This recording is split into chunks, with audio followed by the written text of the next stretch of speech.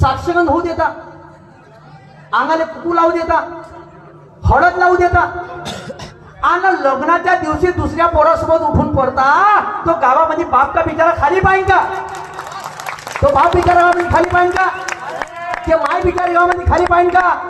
तो भाऊ बिचारा गावामध्ये खाली पाहिजे का? हा माय बहीण पराली का सांगा लोकांना? माय कोण कोणता बाप सांगा आपली पोरगी पराली म्हणून?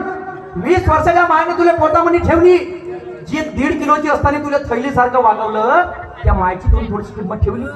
ज्या बापानं 20 वर्ष रात्र दिवस वकर हकलला, शेतामध्ये राम राम राबला, तुले शिकवलं, तुले सौरवलं, त्या बापाची एकच इच्छा राहते का माई पोरगी सुखाच्या घरी पडली पाहिजे, म्हणून तुमचं लग्न करते. त्या बापाली विसरली, आपल्या बापाली विसरली, आपल्या मायली विसरली, आपल्या भावाली विसरली. लग्न करायला मनाई नाहीये, पण हे कोणती पद्धत होईल? तुम्ही साखर होऊ देता, कुकू लावणी होऊ देता, अंगाला हळद लावून घेता आणि दुसऱ्या पोरासोबत पडता. बाई हे चुकीचं आहे, हे समाजात घडायला नाही पाहिजे. हे चुकीची पद्धत आहे. माय बाबाची गरिमा जाण, माय बाबाची गरिमा जाण.